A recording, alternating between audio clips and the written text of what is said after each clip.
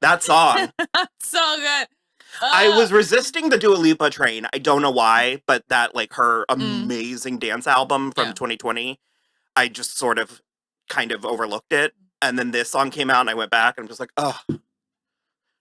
With a bespoke pop song. Greta Gerwig directed the music video, too, for Dance All Night. Greta Gerwig. She's in the video, too. Yeah, Greta Gerwig Direct My Life challenge. They crash a giant disco ball. We should watch it.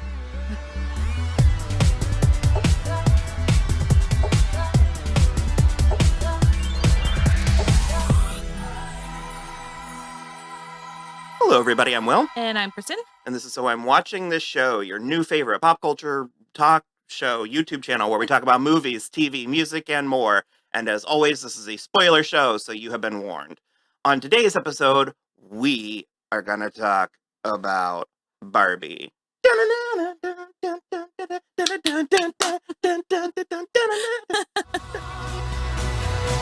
Humans only have one ending. Get that Barbie! Ideas live forever.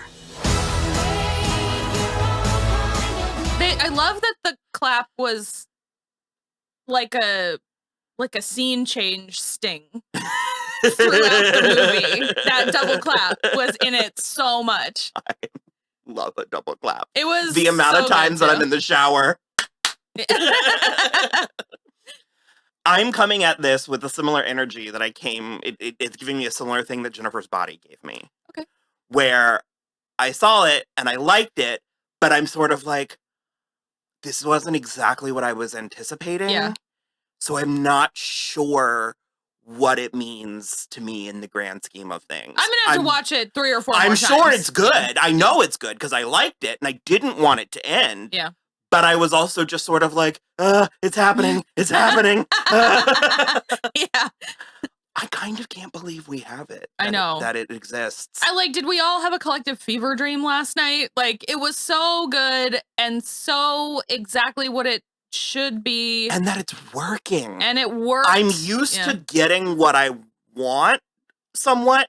I'm not used to feeling good about it. Or like feeling like the rest of the world joining me. Yeah. Like I usually feel very us against the world with a lot of these things. Well, I love too, I've seen so many things that where it's like Barbie and Oppenheimer opening on the same weekend, just as Hollywood is like essentially shut down for the foreseeable future, is so hilarious. But I think that's why this movie's working. I agree. That's definitely part of it. I was talking to Rachel a little bit last night about it, and I've said this a few times recently, and I mean it here in the opposite of how I usually mean it.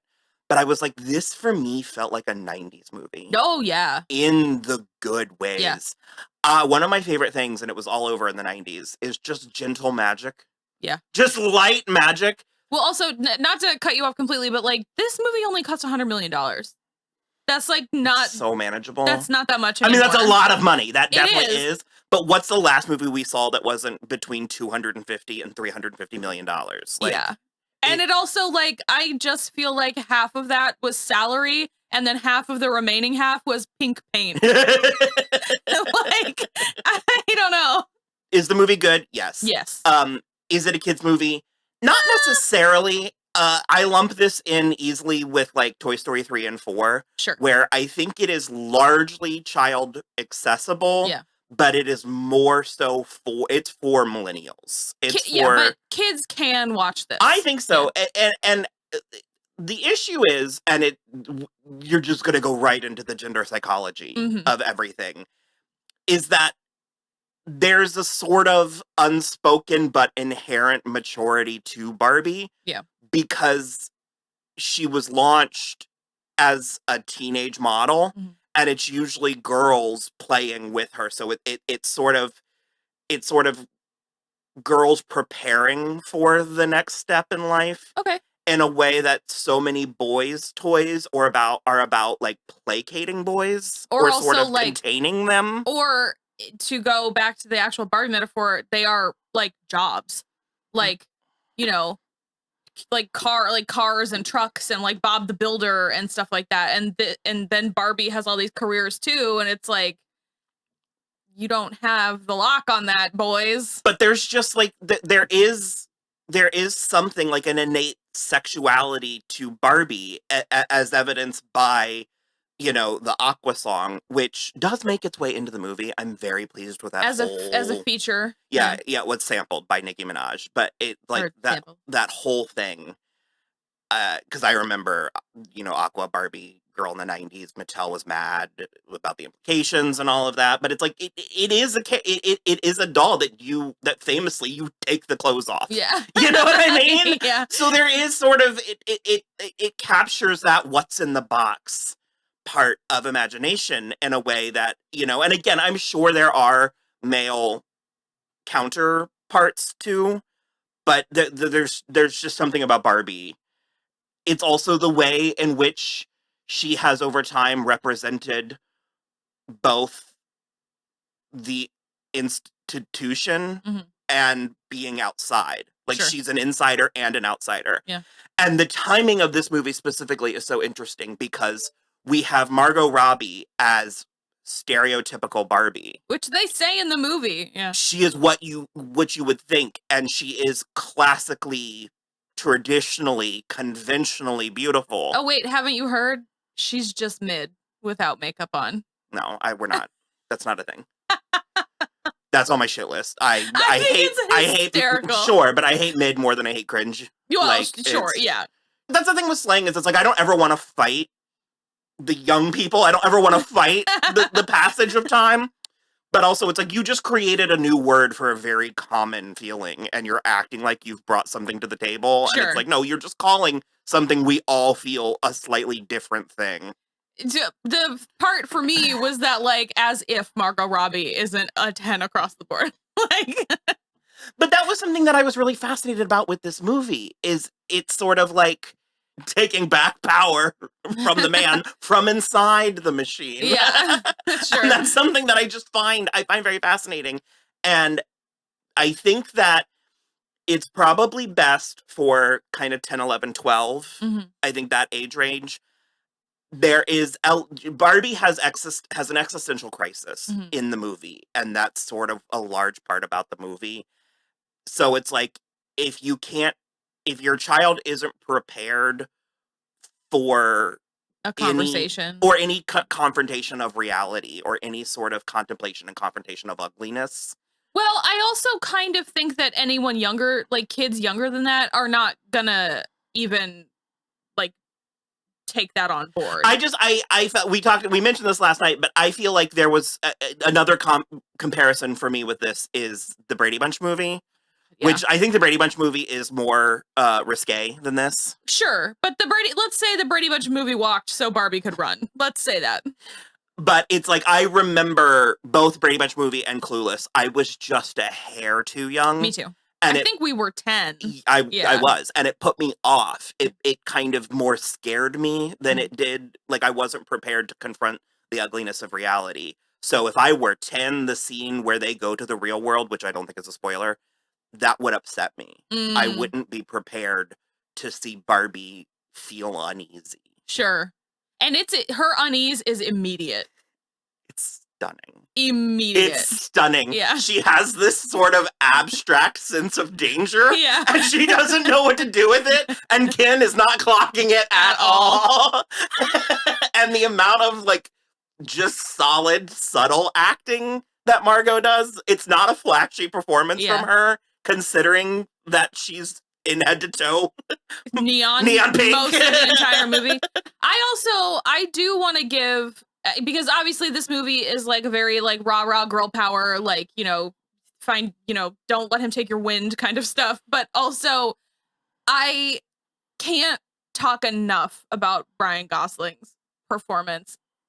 He does so much with this. If you've ever seen him on SNL. Yes. Here's what we're gonna do. Everybody's gonna stay where they are, and you're gonna go upstairs, and you're gonna get that beautiful ancient man, and you're gonna bring him down here, okay? I don't understand what you want me to do. Go get Santa! And the other thing, too, is like almost every single frame that you see his face, he is fighting off a smile because I think he was having such a good time. And I love that. I love that for him. I love that for us. I love that for the performance and the movie. And it's just amazing. It's so bold. I think it's just clear on every single shot of Ryan Gosling. I think he's just almost cracking up in every single shot. It's funny. It was like watching, honestly, it was like watching people, like somebody get away with something. Yeah.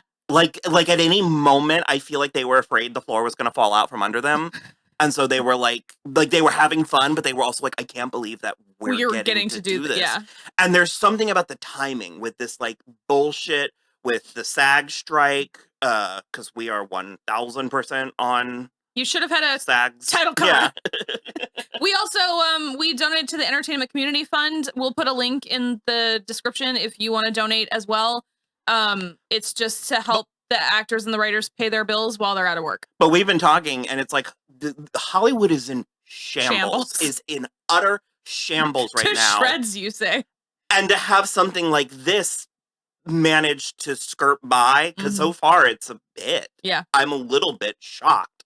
But also, I think the timing couldn't be more perfect, because we're transitioning out of a place of giant franchise sequel bloat. Yeah. Which this kind of is. Is it? It's a giant franchise. It could be a franchise. franchise. But I'm like, it's a Trojan horse, I think a little bit, where it's like, it's a big production from a toy company, Mattel. Yeah. Like this was created to make money. But it doesn't feel like that. It doesn't feel like that. And I think that's why the timing of now is so perfect, because we're desperate for something to believe in. And we're also in revisionism is not the word, but we're in a place where it's like, when this goes back to stereotypical Barbie. This goes back to, beautiful, thin, tall, white, blonde Margot Robbie, who for so long, this was sort of the ideal, and we needed to break away from that. And in doing that, it sort of turned into not a bad thing, but it's that thing we talk about a lot, where it's like, you can be a feminist and also like being a stay-at-home feminine. mom. Yeah. And like being things that are a stay-at-home mom, things that are traditionally female coded. And there's this weird, it's fake, let's be honest. There's a weird fake talking point that this movie is somehow like anti-conservative, and it's just, it is, but it's in the sense that it's like anti-traditional gender roles or anti-mothers or and it's not. It's not at all. How this movie manages to have it all. Well, because it's very specific with the opening narration by Helen Mirren. It's so good. That's one of my actual critiques, is I could have used maybe just a little bit more of her. So there's that, and she's like, Barbie was meant to fix the world, like just to like help girls realize their potential and be the same as men. Which is so naive to think that you can just make an effigy of femininity and it's going to fix the world. And then, but in Barbie land, they believe that happened. So they don't have any worries. Everything is fine. Women control everything. They're super happy. Which is what little girls think, because that's what they're told. Because they don't have any outside like perspective on that. And so, but then also to have all of like, yes, she is stereotypical Barbie. And even the word stereotypical tends to have sort of negative connotations. Like a stereotype is not necessarily a good thing. And then there's all of the other Barbies who are all beautiful, but who are all different, super different looking from Margot Robbie, except for Emma Mackey. They were like, we got to make you have brown hair. Otherwise you look exactly like her. But other than that, it's just, I think that goes to what you were saying, where it's like, yeah, she is the ideal, but that doesn't mean that all of these other, women are like the prototype. But that doesn't mean all these other women, all these other Barbies aren't equally good. Well, and part of it is about her coping with the fact that, okay, yes, she is the ideal, but what else is she? Yeah. Because she has an identity crisis, because all of the other Barbies have jobs and ideas. And she is just Barbie. It's amazing, especially with the marketing tagline. She is Barbie. She's everything. He's just Ken. amazing to then flip that on its head within the movie and have her be bummed because she's just Barbie. It's a stroke of genius in a way that it could only be this way. It's inevitable when you actually stand back and look at it. But to make a Barbie movie in this day and age and then have it actually kind of be about Ken. No, I was feeling dicey about it within the movie while we were watching it. I was like, is this actually going to be about like Barbie rescuing Ken somehow? Like, I don't know if I love that. And then it actually didn't. Not really. Yeah, it didn't, because it was not about rescuing Ken. It was about taking the power back from Ken. All the Because there's also going to be a fake talking point that this movie's anti-men or anti-Ken. And that talking point is already out there. Yeah, it's not. And we've been saying this a lot, that, the state of media literacy is in dire straits. In the garbage. It's something that Rachel likes to say a lot, and it's just so true, but it's like, men are victims of patriarchy as well. Yeah. Which is so on the nose in this movie, because he goes The to the plight real of the world. man, the plight of the cis straight man is in this movie. It is. He goes to the real world with Barbie. He finds out about the patriarchy and he's like, wow, that's cool. And then he goes Which around. it kind of is. For him, yeah. But even some of the Barbies, they like the notion that they can stop doing everything and just sort of one of my favorite, it is so genuine, at least to my experience, because I grew up with Barbies, is once the Kens took over, the other Barbies are suddenly in French maid costumes. Yes, yeah, it's just... we used to play Barbies, and there was always a French maid. And I'm not kidding, we'd be like 10 years old or younger, and any time that we would play Barbies, it was always like a husband having an affair. With the French maid. Yeah. And like all this stuff. And so, sorry, just the fact that and the abstract concept of beer. Yeah. Because they're saying the word. They keep saying, do you want to get me a brewski beer? Is what they keep saying. And his Mojo Dojo Casa house. I can't. It was too funny. And apparently like Ryan Gosling himself like went overboard with the horse thing. Because Margot Robbie, one of the gifts she gave him was a book about horses. And I saw part of an interview with them where she was like, yeah, it made it into the movie. And he's like, don't talk too much about the horse book. I kind of want to option it for a movie myself. Because that's one of the things that he's able to glean from the real world, is that men like horses. Yeah. Which, sure, but it's like, men don't like horses the way consumerism would have you think we do. Well, okay, that might be actually my favorite part of this movie, is that Ken doesn't turn into more of a man. He turns into a horse girl. So like, it's like he goes to the real world and he comes back a horse girl. It's hilarious. But Ken's version of taking over is the Kens just take over each individual dream house, and it's mostly the same, but they put a giant flat screen TV in every room playing footage of horses. And like a saloon door. But it's the same. Yeah. It's the same. And the footage is at the same point in every house. There's just these giant screens with horses. And that's what masculinity feels like sometimes. Yeah, sure. Yeah, it is a prison. It can be a prison. The whole thing. And it is a very large ensemble that they handle impeccably well. Unfortunately, or rather, as such, it does leave you wanting a little bit more from everybody. Yeah. But the balance is right. I came out of it wanting more from everybody. I do think Issa Rae, Hari Nef, Kingsley Ben-Adir, Simu Liu, they really stand out. I would give it to Alexander Shipp and Shuti as well. I mean, first of all, every single person we just talked about, plus all the other ones we didn't even say their name, are so hot. And they all are like given the absolute perfect makeup to make them look like they're not wearing makeup, but they just look flawless. And all of the clothes. She had to have 50 costume changes. Easy. Mm-hmm. I mean, it's unreal.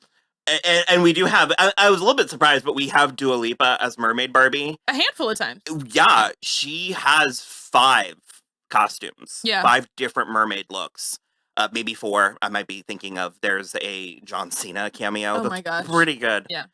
I just want more.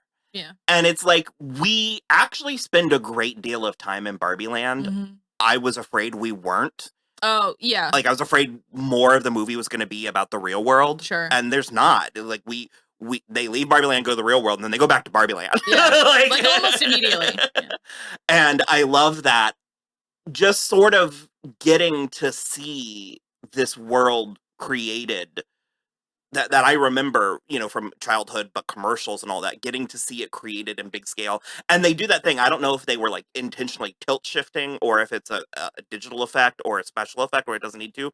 But when they show wide shots like of Barbie Land, everybody looks fake. Like they look fake in the cars. Yeah. And they're like, I just could watch more. Like, I could watch this movie like a screensaver. Sure. I like squealed when they were in Kate McKinnon's weird Barbie house and she had like the 3D pull down map of Barbie. And I was like, I want that so bad. And I love her presence as weird Barbie.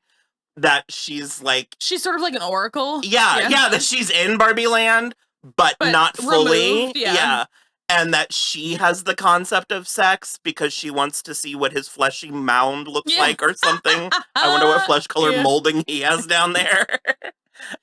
But again, it's just, I think it's authentic. And if it's not, I think if someone were to be like, there were sexual undertones in this movie and I don't like that, I'm like, well, look in the mirror because those undertones are there because we gender this shit. Like, because we're gendering toys, that's why this is this way. Like, I mean, there's boys in Barbie commercials now. I didn't realize, and it just makes me so happy. That's nice. I want you to look inward and swear on your life that you never had your Barbies have sex. You're lying. And I just do love the way that they speak. Yeah. Because he has a line delivery, especially where he's trying to spend the night. And she's like, why? And he's like, because we're boyfriend girlfriend. Yeah. just boyfriend girlfriend, not boyfriend and girlfriend. Like, it's so good. And I had seen something where somebody said, the dialogue is just so cringy or whatever. But then obviously somebody rebutted it and was like, they're speaking like children do when they're playing with dolls. That's how the children are. And I was like, that's brilliant. That's like so obvious and brilliant. And I think that's actually more impressive screenwriting than, some insane, intense speech, which we also do get from America Ferrera. I kind of love her. She's amazing. I love the niche she's carved out. We talk about her a little bit. Yeah. We've talked about her Superstore and stuff, yeah. And I was like, she's kind of a shrew. She's carved out the shrewish housewife. Well, I was like, I like that she's not afraid to be an unlikable female character. It's great. Sometimes you need that. Again, it's just so it's like we can have unlikable male leads, but we don't have a lot of unlikable female leads. Yeah. And I love that she's not afraid to put her foot down. And it's like she did this interview and where I can't remember who it was, which late night talk show it was. But they were talking about, I think she'd maybe written a book or participated with a book, but they were talking about her name. And he was like, do people comment on your name? Like, oh man, your parents must love this country.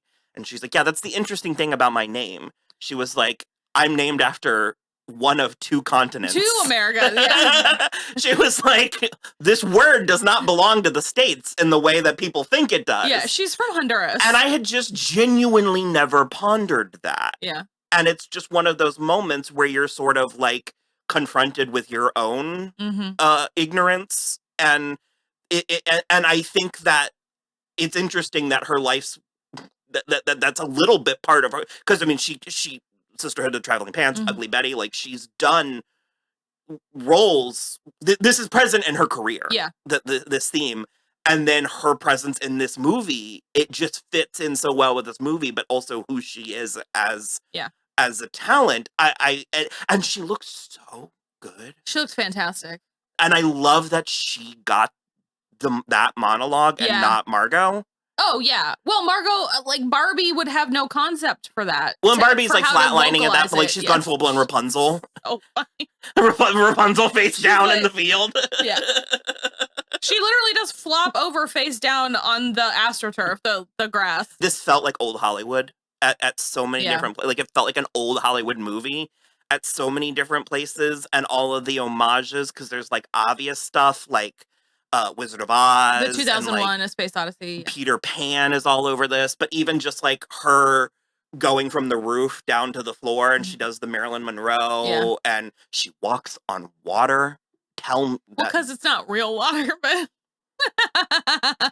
but she does. She's Jesus. Brilliant. Will leaned over to me partway through and he said there were actually very serious rules about going down the slide because it was like not up to code. Not safe. So it was like they couldn't just keep going down. That feels right.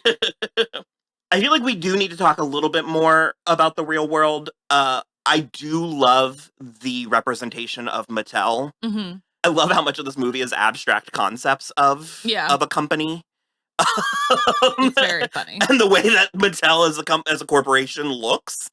And we have Will Ferrell as the president, and then this just sort of like harem of cis white men in suits. Well, so you said the way that Mattel looks, that was hysterical to me because they did a side-by-side where an FBI agent called Mattel, and the FBI agent's office was like colorful and it had sunshine coming in and there was stuff all over his cubicle, and then Mattel looked like a prison. It was gray and drab and cubicles. And that's where I was getting the most comparisons to the Lego movies because it looked like President Business. Sure, yeah. Who is also Will Ferrell. Yeah. But he's not doing President Business. This Will Ferrell performance is different.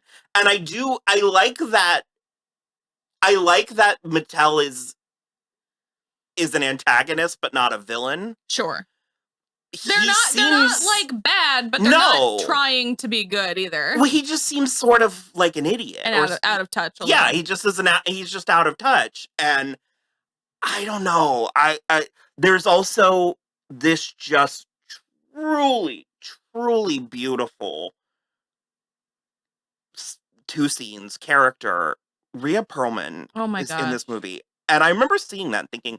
Everybody in this movie, I remember thinking, yeah, like with the exception of Margot Robbie and arguably Ryan Gosling, I'm like, it's not that they don't belong here. It's just that they wouldn't have been what I would have assumed at every point. And Rhea Perlman was one of those where I was like, she's absolutely a living legend. But what is she doing in the Barbie movie? Being a living legend.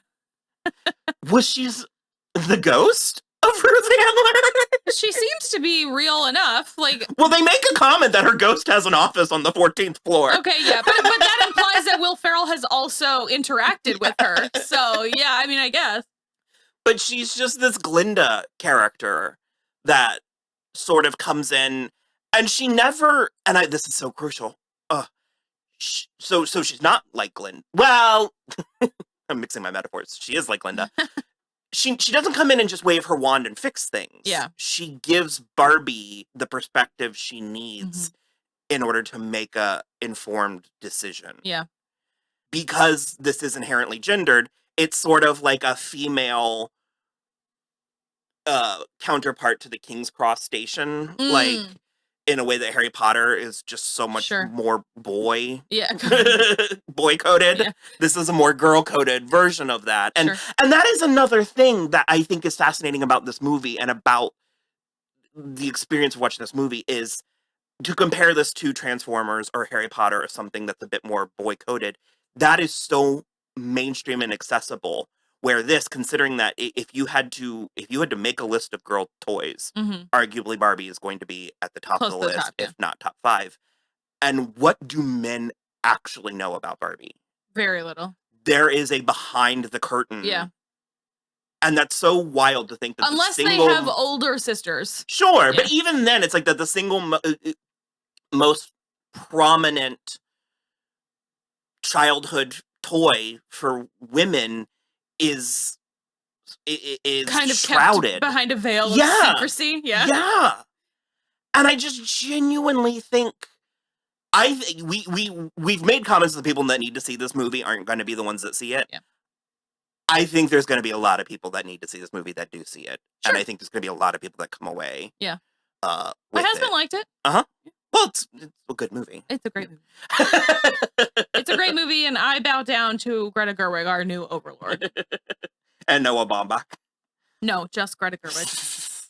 I mean, I'm not the average man. I exist in both realities, male and female.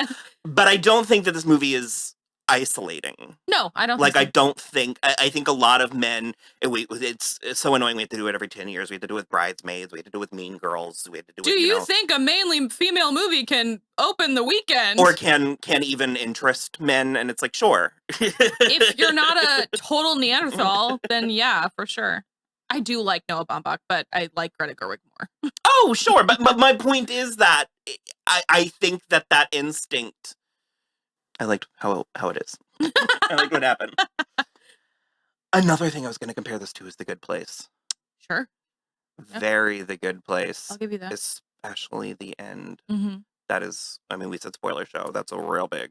Okay, so because I want to talk about that for a second. Before we do that, I do want to say I was misty from the beginning because Greta Gerwig somehow has a direct line to my heartstrings that just like I was crying the entire runtime of Little Women. So, but the first time I started actual crying is when you leaned over and said that the woman on the park bench was Barbara, the actual real woman, Barbara. Ruth's daughter. Sobbing, just straight sobbing. Well, because you pointed out, I didn't even think about this, but you pointed out that Barbie has presumably never seen an old person. And then the literal first and only thing she says to her is, "You're beautiful." And then Barbie just goes, "I know it." Amazing. I loved it. It was so good. So beautiful. But I do want to talk about the line that closes the movie where Barbie decides to go to the real world and be a human person. And I guess presumably she's at least like staying with America Ferrera and her daughter Gloria, for like a little while. So she like drops her off. I also like, sorry, yeah. Yeah, she drops her off out front of a building and she goes in and she goes to talk to a receptionist and she says, "What can I do for you?" And she says, "I'm here to see my gynecologist." I lost my mind. I screamed. My mind. I screamed. Say it.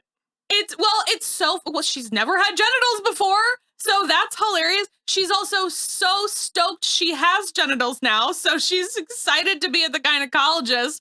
I don't know. I thought that was like just chef's kiss, the perfect ending. But again, to this movie.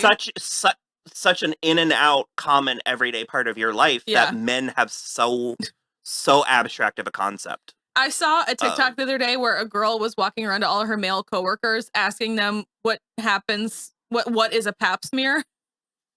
None of them got the answer right. None of them knew what it was. It's okay.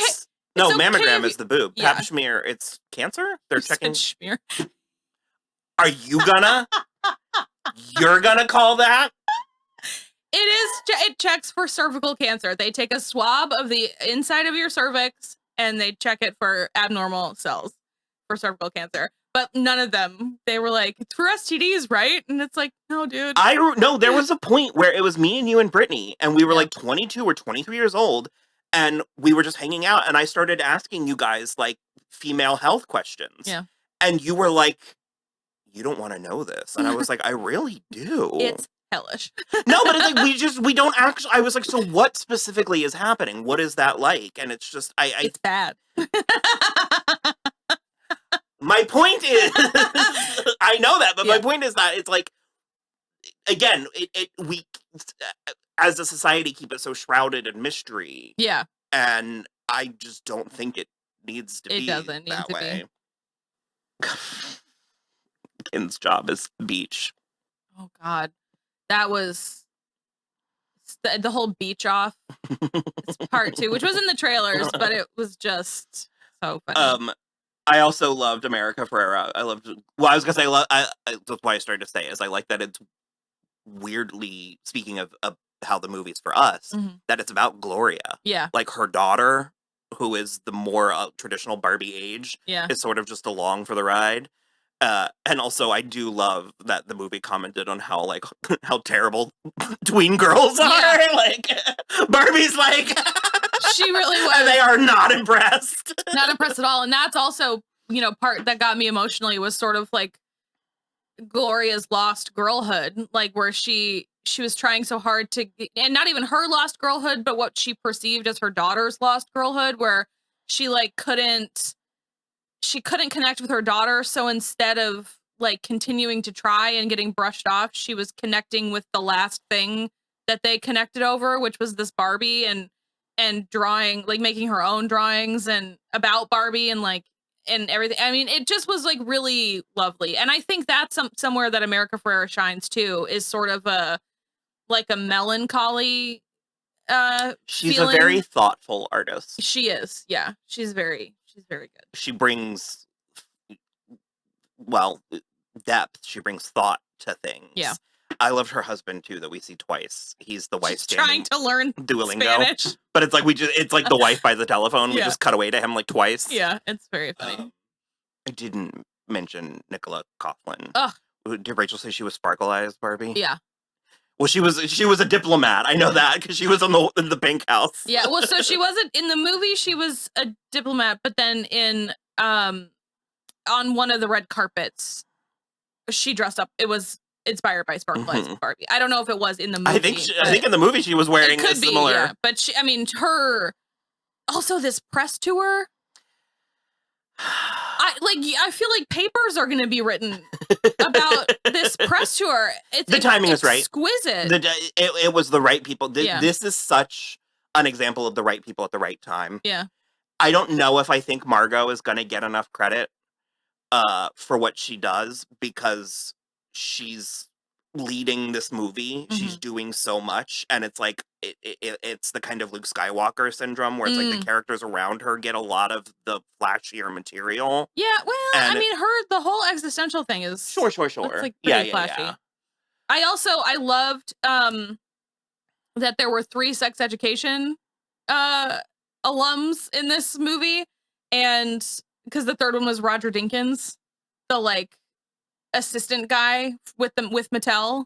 He's the third one that was from Sex Education, but then otherwise it was Emma Mackey and Shutigawa, and they were together too. They were like a pair of Barbie and Ken, and I just thought it was really sweet that they were together. I liked it.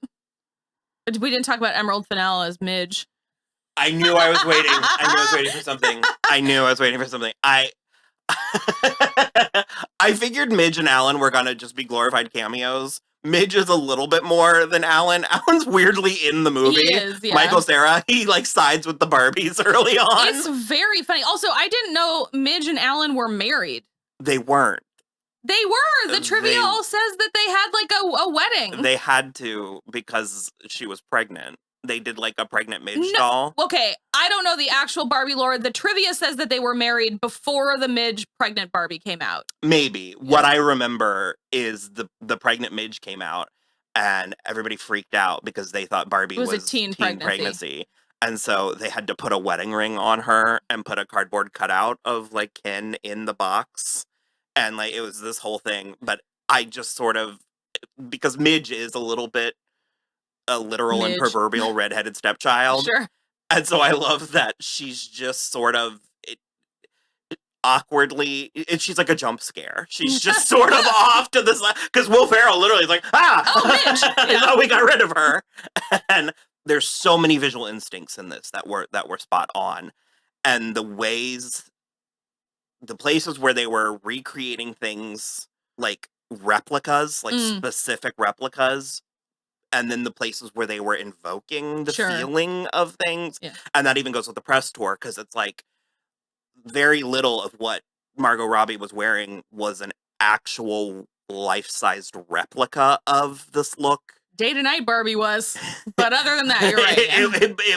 It was invoking or inspired by and stuff.